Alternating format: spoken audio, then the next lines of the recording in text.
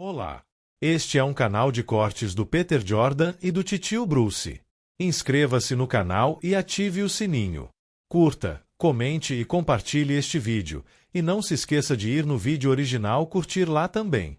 Link na descrição. Bom, já deu tempo suficiente de guardar os segredos. Agora tá na hora da análise mais completa que você vai encontrar sobre o Homem-Aranha Brand New Day. Com spoilers. Preparado? Vídeo completaço. Vamos lá. Mas as aranhas que conseguem resistir passam por um tipo de renascimento. Inés Trunks, Peter aqui! Vocês cobraram, né? Peter, está demorando, cadê a análise completa? Galera, pra gente fazer essa análise, a gente precisa realmente de tempo. Porque a gente quer entregar pra você, não num time rápido, a gente quer entregar pra você uma qualidade bacana. A gente quer entregar com mais informação possível.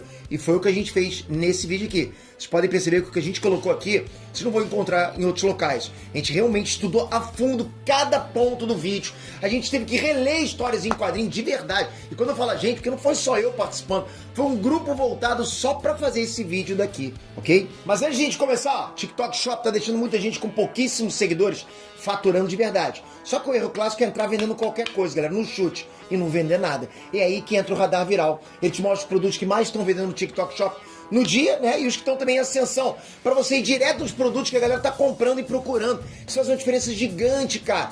É mais demanda, mais alcance, mais conversão pra você, mais dinheiro de comissão entrando pra você. E o Radar Viral ainda te mostra os vídeos do TikTok Shop que mais estão vendendo pra você usar de fonte, montar o teu vídeo. Tipo um react, né, o tela verde. Essa quase não tem trabalho nenhum, cara. É um mapa do que funciona no TikTok Shop sem adivinhação. Bora começar a ganhar dinheiro hoje no TikTok Shop. Link pro Radar Viral aqui embaixo, descrição, comentário fixado, QR Code. Vamos lá, galera, começar. E a cena da festa no filme tem bem mais peso dramático que nas HQs, porque diferente dos quadrinhos, no filme o Peter se lembra de tudo. Então imagina, você chega numa festa e a mulher da sua vida, a pessoa que você ama, tá beijando o outro. E aqui tem uma questão interessante que é: quem é o namorado da MJ? Bom, esse personagem foi interpretado pelo Iman Isfandi. Ele é o Ezra, de Star Wars. Ele não é um ator qualquer lá da Disney, né? Muita gente achou que ele seria o Harry Osborn do Sam, que até faria um pouco de sentido com a cena da festa nas HQs. Teria uma leve referência ali. Outras pessoas já estão teorizando, trocaram o ator do Flash Thompson, porque os dois têm essa aparência mais indiana igual, só que esse ator é bem mais casca grossa que o anterior, que deveria ser, né? E se um dia quiserem devolver o Flash Thompson como a gente vendo igual nas HQs, me desculpa, cara, mas seria impossível fazer isso com aquele outro ator lá, com aquela outra versão inicial do Flash Thompson. Não tem nada a ver, cara. Só que a principal teoria é que ele tá interpretando o Paul. Peter, mas quem que é Paul? Paul, do Teletubbies? Não. Bom, é um personagem mais moderno e faz exatamente esse papel de namorado aleatório, random aí, que impede a MJ de ficar junto com o Peter. Ah, Peter, mas por que a MJ não tá com o Peter? Simples, porque ela tá com o Paul. É brutal, entende? E ó, eu tenho que falar pra você, o Paul, em algumas artes, realmente parece com o Iman Isfandi. Mas enfim, o mais importante dessa cena é que logo depois de ver isso, o Peter praticamente se joga do prédio no web swing dele, na teia lá. É um misto de frustração, ódio, pensamentos suicidas. É um web swing emocional, não é ação pela ação, ele não vai atrás de bandido. E isso é uma coisa que eu achei incrível nesse filme. Teve esse web swing bem irresponsável, né, nessa vibe suicida, transtornado, e teve outro que foi logo depois da MJ ter aquela conversa com o Peter no esconderijo do justiceiro. Ela descobre toda a verdade porque ela leu a carta, mas infelizmente ela não ama ele, ela não tem memórias dele. Esse eu não te amo são palavras extremamente pesadas, cara. Ela não tem culpa, é verdade nua e crua. Ela não lembra quem ele é. Então ela ainda pede carona pra casa. Então pensa, pô, ele acabou de ouvir palavras extremamente dolorosas e tem que se balançar com ela pela cidade com aquela sensação de velório, de derrota. Aquele climão. Pô, imagina o peso que deve estar dentro daquela marcha, entende? Você percebe que não é só uma cena de web swing. Tem um componente emocional ali que tá na construção da cena, tá no texto, tá na atuação, tá nas expressões faciais, na movimentação, sabe, na fisicalidade do Tom Holland. Então assim, esse é um filme que soube captar a essência novelística das histórias do Homem-Aranha. Bom demais. Na minha sala de cinema, galera, as cenas que as pessoas mais surtaram, mais reagiram mesmo, você percebe que as pessoas reagiram, foram essas que eu falei. Foi a cena da MJ beijando o namorado e o Peter vendo lá. Foi a cena da MJ falando, eu não te amo. E pra mim esse é o ponto mais forte desse filme, pra vocês terem noção. É emocional isso, né? Principalmente porque ele mostra o outro lado disso. Você tem o justiceiro falando pro Peter que ele já deveria ter contado pra eles, né? E quando a MJ descobre, ela fica brava por ele ter escondido isso dela por 5 anos. Imagina se fosse a sua vida que tivesse sido alterada. Você também se sentiria no direito de saber, né? E no fim das contas, a MJ ainda decide deixar o Peter entrar na vida dela, deixar ele subir pro apartamento, chama ele pra trocar ideia com o Ned, eles passam tempo juntos, conversam, brincam de Lego. Então assim, cara, boa parte do que o Peter tava passando Era uma tortura psicológica que ele mesmo fazia com ele mesmo. Não que a situação não fosse complexa e complicada, com certeza era. Mas ele também não tinha feito nada para tentar consertar a situação. Ele não queria atrapalhar os planos e a vida nova dos amigos dele. E cara, isso é mas tão Peter Parker, que me fez lembrar uma HQ que o Peter sente que vai passar o Natal sozinho. Rolam os maus entendidos e ele acha que a Mary Jane tem outros planos, que a tia May tem outros planos.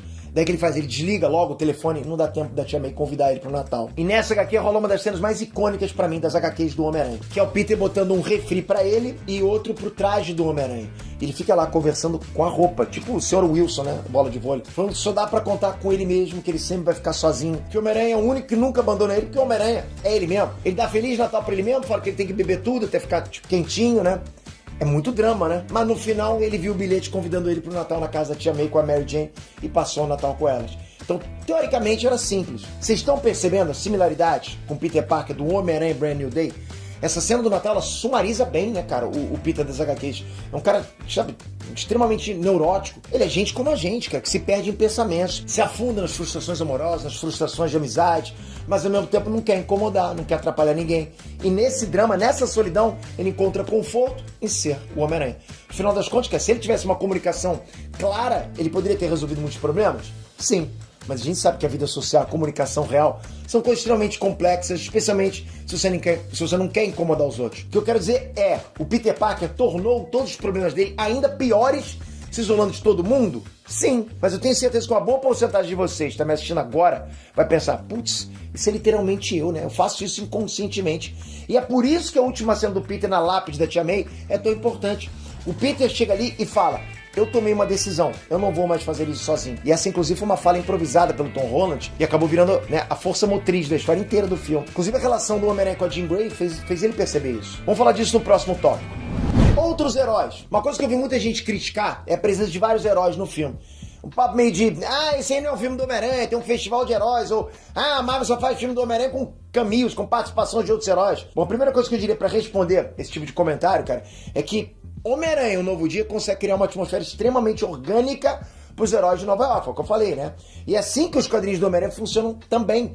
Todos esses personagens vivem no mesmo universo, na mesma cidade. E no filme nenhum deles está ali aleatoriamente, nenhum. Se você está reclamando de terem outros heróis no filme do Homem-Aranha, isso significa que você provavelmente não gosta do Homem-Aranha de verdade. Você não deve ter lido nada de quadrinhos. Eu não falo nem isso, pessoal. Você realmente não deve ter lido nada de quadrinhos. Porque tem muita gente que é fã-filme com nostalgia dos outros filmes dos outros aranhas da Sony, que só não tinha outros heróis porque a Sony nunca teve o direito deles. Então essa é uma reclamação que não tem o menor sentido. Pra vocês terem noção, a primeira HQ solo do Homem-Aranha, não a primeira aparição do Homem-Aranha, ok? Mas a primeira edição de uma revista solo dele, The Amazing Spider-Man número 1, de 1963, é uma HQ com a participação do Quarteto Fantástico. Você tem noção disso, cara? A primeira revista do Homem-Aranha é um crossover com o Quarteto Fantástico na capa e tudo. Tipo, o Quarteto Fantástico é um dos maiores grupos de super-heróis dos anos 60, talvez o maior de todos. E ele fez um crossover com o Quarteto Fantástico. Será que alguém pode pensar, pô, o Quarteto Fantástico não roubou a cena na história em quadrinho? E alguém estava preocupado com isso? É só pra mostrar realmente que o Homem-Aranha participava de um universo que tem outros personagens, é normal. Naquele mesmo estilo que eu falei no tópico anterior. O Homem-Aranha precisa de dinheiro. Ele acha que o Quarteto Fantástico paga salário. Aí ele vai lá achando que vai conseguir emprego. E eles respondem que são uma organização sem fins lucrativos. Aí, pô, ele fica pé da vida, diz que ninguém quer ajudar ele e sai fora pela janela. Exatamente isso. A Sony ainda fala que ele vai embora muito cedo, que eles podiam ter ajudado o Homem-Aranha. Esse é o universo que o Homem-Aranha vive. E olha que eu não senti em nenhum momento que eu tava vendo cameos, né, participações. Na verdade, todas as participações de outros heróis foram extremamente importantes pro plot do filme, para a jornada pessoal desses heróis. E para a jornada do próprio Homem-Aranha. O Justiceiro tá ali para espelhar a situação do Peter, como é, por exemplo, ser solitário e não ter amigos ou família. O Hulk tá ali para espelhar a transformação do Peter no monstro. A Helena tá ali para espelhar o lado super-herói do Peter. A Jean Grey tá ali para espelhar como é ter muitos poderes, mas nenhuma responsabilidade. Percebe? Tem sempre um propósito ali. E no fim das contas, o Homem-Aranha ajuda todos eles. O Homem-Aranha ajuda o Justiceiro a ser mais aberto. O Homem-Aranha ajuda o Hulk a se controlar. O Homem-Aranha ajuda a Helena a resolver os problemas de peixe pequeno na cidade, né? Que claramente era um problema que a Helena estava supervisionando e não considerava pequeno. Mas ela confiou no Homem-Aranha para resolver. E o Homem-Aranha ajuda a Jean Grey a lidar com as emoções dela. Eles tendem a mão para essa pessoa solitária que é toda poderosa e precisa ter responsabilidade com esse tanto de poderes, né? Então eles colocam na frente da bala por ela. Cara, no fim das contas, o Homem-Aranha abriu muitos caminhos para todos esses personagens. Ele trouxe algo para todos esses personagens. Eu diria até que mudou a vida deles. Então, ao contrário dos outros filmes que o Homem-Aranha sempre precisava de um mentor, esse é o contrário. outras pessoas podem confiar nele, podem olhar pra ele, entende isso, cara? E todos esses personagens estarem ali organicamente na trama e funcionando pra uma história do Homem-Aranha, sem dúvida nenhuma, cara, eu acho que é um grande trabalho do roteiro. Inclusive, eu acho que a gente pode ser até mais específico sobre cada um desses heróis nos próximos tópicos. Viúva Negra. Bom, a Helena atualmente é praticamente a líder dos Novos Vingadores. Ela assumiu um papel de liderança na comunidade super-heróica. Ela não é mais uma espiã secreta, tanto é que o Ned conhece ela, fala dela como se ela fosse uma super-heroína super popular. Esse é um avanço desde Thunderbolts pra gente entender o status atual dela e dos Thunderbolts quando a gente chegar em Vingadores Doomsday. Então eu acredito que ela vai ser a principal conexão entre o Homem-Aranha e os outros heróis. Quem sabe até o Homem-Aranha não entre aí pros Novos Vingadores também, seria legal, né? Lembrando que os Novos Vingadores são uma das poucas formações dos Vingadores nos quadrinhos que o Homem-Aranha fez parte. Legal, né? Então pode ser um link que a gente volte a ver nos próximos filmes. Só estranhei o fato da Helena ter recursos do governo, ter a Torre dos Vingadores e ainda assim a base dela ser uma casa de banho com um notebook. Bom, obviamente essa parte foi só uma desculpa pra fazer um fanservice do Tom Holland sem camisa lá e também daquelas cenas hilárias lá dos quadrinhos em que o Homem-Aranha fica pelado em situações capciosas, né? Mas nunca tira a máscara, né? Justiceiro.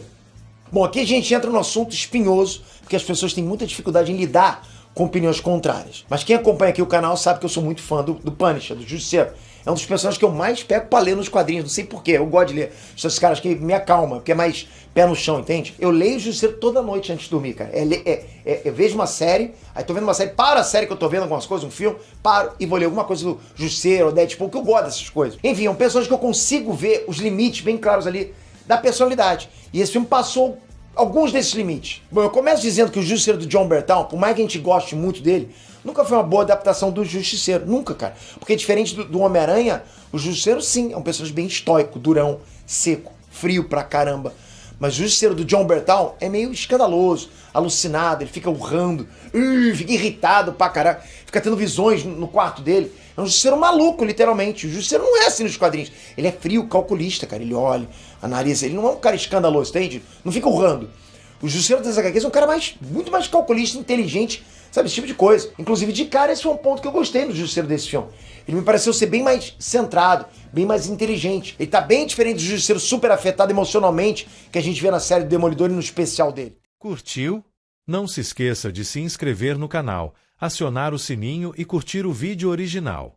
Link na descrição.